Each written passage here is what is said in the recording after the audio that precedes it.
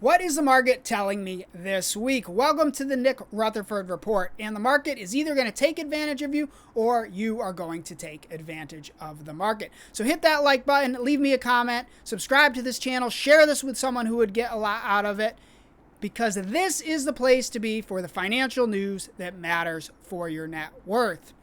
This video is going to be a little shorter because there hasn't been a crazy amount of news. But I want to get into it because I see some interesting stats, I see some interesting data, and the market is going to tell me what to do. In fact, it is. And I'm going to tell you all about it. Hopefully this video is okay because it's a little dark and it's pouring rain, and I hope it's not destroying the audio quality too much. But let's get into it.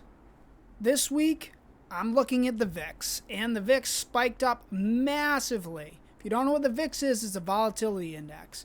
And we can see that it's already coming down. So this probably means that this carry trade is unwinding, where hedge fund managers were borrowing from Japan and leveraging into U.S. treasuries and then leveraging into the stock market, allegedly. I say this because I don't have insight into these stats that everyone's talking about, and sometimes I wonder if they do.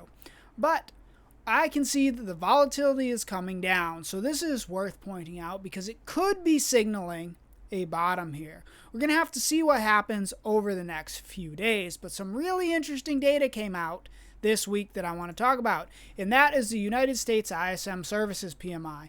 You can see here's a graph of the Services PMI, and this is just trying to measure the U.S. services activity. You can see that it typically dips way down and crashes during a recession, during the dot-com recession, during the great financial crisis, during the plague, and now we're in a downturn. This downturn looks reminiscent of the 2008 financial crisis. Not that I'm saying we're going to have a crisis, I'm just pointing out here. But I want to zoom in on the graph because I believe contraction is under 50. It's either 50 or 45. I forget where people like to call contraction. But anyway, my point is it's above 50 now.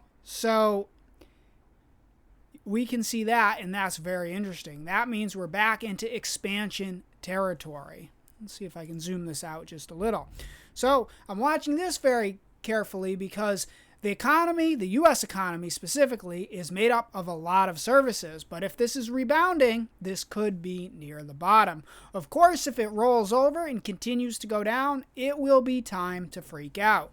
So these are the things that I'm watching. I haven't seen a lot of other interesting news. I am starting to see a lot of bargains in the stock market based on fundamentals. So I want to just kind of talk about a few things. This is going to be a shorter video than most days because there really wasn't that much news. But the news is kind of the same, or what I'm getting from the market is the same thing. What happens next? Well, I think unemployment gets worse and the market grinds lower, or fiscal propels the market higher and nothing else matters. These are the two scenarios that I see happening next, and I'm not sure what happens next. There's no way to know. My crystal ball isn't fully working. So what's important, and this is something that I brought up last week, and I want to bring up again. This is Greg Robertson's graph where he's measuring the fiscal impulse. And I want to remind everyone that the blue line is all of this government spending, all the fiscal impulse, and it's filtering through to this orangish line here, whatever color it is. I'm a little colorblind, so don't quote me on it. But this bump in blue here caused this bump here in orange, and then it comes back down. And you can see that the blue went down and then bumps again. So I'm still expecting this bump to filter through, the blue right here, to filter through into the GDP in the next coming quarters, because it's getting to about that time. So if unemployment doesn't completely tank, I'm expecting that fiscal to come through and push the markets higher and catch everyone off guard.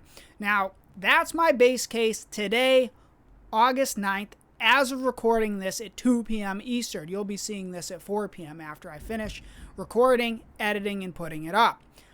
Could I change my mind over the weekend over some new data? Of course, but this is my case right now where I've positioned myself. I'm not sure what happens next, but I want to remind everyone that we are in perilous times because it's been since the plague and since the financial crisis that unemployment has moved at this same rate. The rate that it's increasing is at the exact same rate that bad things have happened in the past. Is this time different? Will all this fiscal make things completely different? I don't know. Could that be my famous last words? It's very possible. But I'm keeping an eye on these two statistics because to me, this is the most important thing in the market. So if I have money in the market that I want to be spending this year or next year, I'm going to be much more cautious. If all of my money is stuff that I need 5-10 years from now, then I'm going to be invested in great companies. And I'm starting to see some good companies at great prices because everyone was so scared and they sold off heavy. And now I'm seeing some great fundamental bargains if the economy continues. Will it? I'm not sure, but I'm invested. I'm investing more. And if it slides down, I'll just sell. I'll lose some money, I'll sell. And then when the data tells me to re-enter, I'll re-enter. But I want to quickly look at the S&P 500. It looks like it's bounced pretty hard. So we're going to have to see how this shakes out. It looks very similar to the sell-off we had before, but it could easily roll over. So I'm watching the momentum very, very carefully, and I'm sure I'll have some updates next week. I want to look at Bitcoin because everyone loves Bitcoin. Well, it's rebounding. We're still early in the cycle. If history repeats itself, I'm expecting a pump later this year. Will it happen or will things be different? I don't know. But as the supply contracts, if people still like it, the price has to go up just based on supply and demand. Now, this could take years, it could take another halving, or it could start happening later this year. We're really going to have to see what happens next. If the Fed starts cutting, then the yield curve inverts. But I'm watching the fiscal, the yield curve, and the unemployment. Those to me are the most important things. So let's move on to NVIDIA and wrap this up. This video, like I said, is going to be shorter. There just wasn't a lot of news. And I don't think there's much else mentioning except NVIDIA. If we look at NVIDIA, it's still in its downward trend. If it trends sideways and beats on earnings, you can guarantee, or I shouldn't say guarantee, there's no guarantee in this, but my speculation is everyone will change their tune because everyone was excited about AI. Then they were like, oh, AI is over. Let's sell all the AI stocks. And now we've got earnings coming out. I'm expecting that NVIDIA will beat just based on the CapEx that everyone's been spending. Now, of course, I could be wrong and we could be sliding into our next recession, but we're going to see because I think this will really determine the direction of the market. So I think these next few weeks, we'll see how this volatility calms down, how this pans out, and then how NVIDIA's earnings are. But I think this is going to set the tone because if people are excited and hopeful, well, then they're going to bid up the prices of assets. If they're fearful, they're going to bid it down. And then if we get bad data, they're really going to freak out. But right now, the data has been very mixed. It's been very mixed all the way for the last few years here. If I look at this, the data has been mixed since 2022, and everyone running their old models was calling for a recession. Were they wrong, or were they just early? I think in the next 6 months, we're really going to tell because the data is just grazing that line. We're just slowly kind of almost sliding into recession. So if we don't bounce and things don't accelerate, then I'm really going to be freaking out.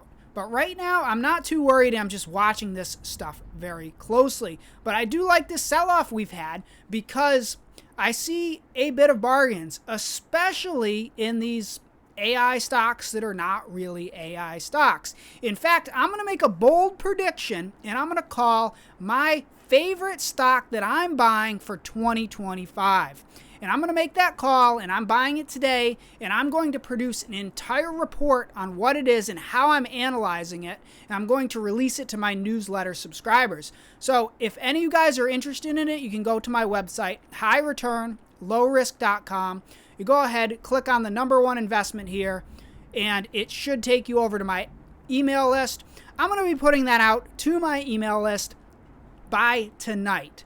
It's going to be going out tonight, so you can get your copy of it. It's just going to explain what I'm doing. I'm not recommending anything. It's just I see a bargain for me. I'm going to analyze it. This is what the market is telling me to do, and I'm releasing that to my newsletter subscribers. In the meantime, we're going to be watching NVIDIA very closely over the next few weeks and watching the market and see what it tells us to do. I'm glad the VIX is calming down.